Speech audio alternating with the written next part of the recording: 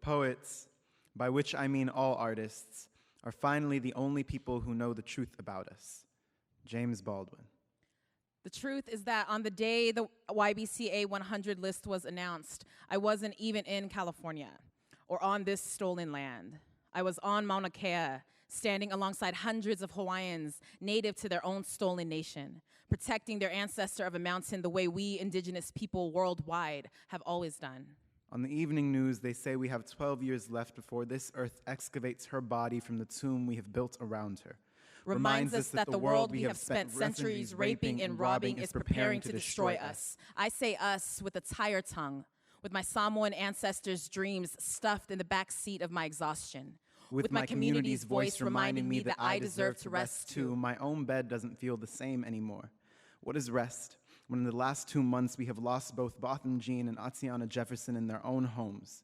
What is sleep when the safety of my four walls is nothing to an agent of the state? What is sleep in a nightmare of a world like this one? What is rest when the hashtags flood and your grief can't keep track of the first and last names? Or which police department is it this time who's covering their tracks?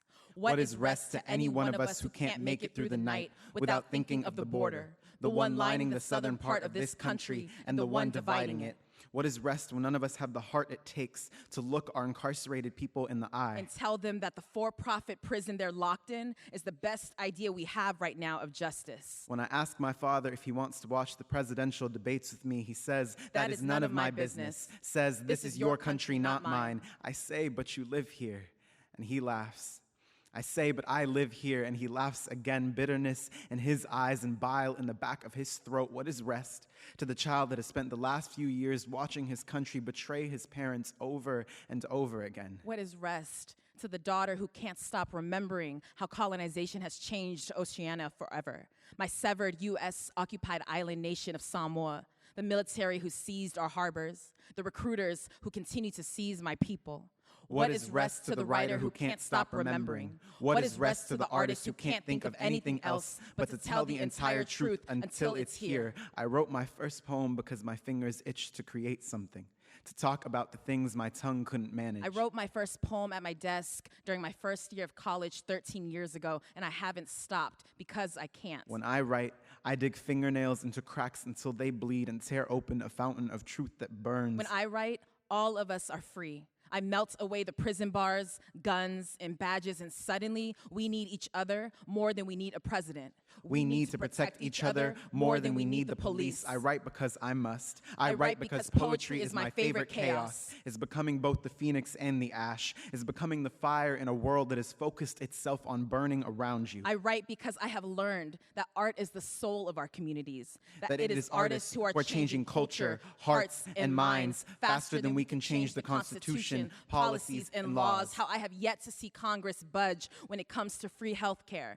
But I have spent years watching the depression and trauma wring itself out of a teenager who moved away from finishing their suicide note to finishing their poem in my writing workshop. When I write, I am the beginning and the end. Become alive in between each line and each syllable, construct an alternate reality. When I write, I am both my ancestors' wildest dreams and my colonizers' worst nightmares. I remember, therefore I resist. I write, therefore we are free. And when I spit, I become animal. Become a wild thing. When I spit, my tongue swings a machete through every wall, every border, every war. I become rage and savage, and this is when I am invincible, fireproof. Artists know that to want justice is to imagine it so vividly in our art that we have no choice but to bring it to life in our world. We have yet to see white men in power move the needle on ending cis-heteropatriarchy, transphobia, or white supremacy. But we have seen the paint strokes across protest signs. The political song lyrics singing the full truth behind the chorus. The knees bent on the NFL's dime. The women and girls militant in our streets and on the steps of Capitol Hill chanting, "Time's up." We see our youth charging us with destroying the planet they are soon to inherit. From students in Parkland to the Black youth organizers in Ferguson, we have spent decades forcing you to speak the names of our fallen, and none of us can ignore the art that was created to remember this moment, the art that will remain once our bodies return to this forgiving soil. We dare to call home. I don't often pray, but tonight I do. I ask God if there is any use in preparing for a future that may not exist. I ask God, what does our collective liberation look like if we've never had it?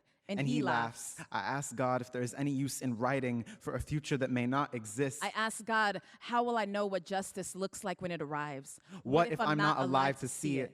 And somewhere far off, I hear the words of a poem. The truth is, I may never live to see justice or our liberation. I may never live to see us imagine our way out of prisons being our best solutions. But I know that even in a cage, the bird can still sing. The bird still has a song worth listening to. That when gathered by the thousands, the choir can reach volumes so loud, our future generations will hear it as inheritance. We'll know it as duty. We'll see it in the sweat of our resistance, in the arms of our hope, that they will know what their bones are made of the moment they're born.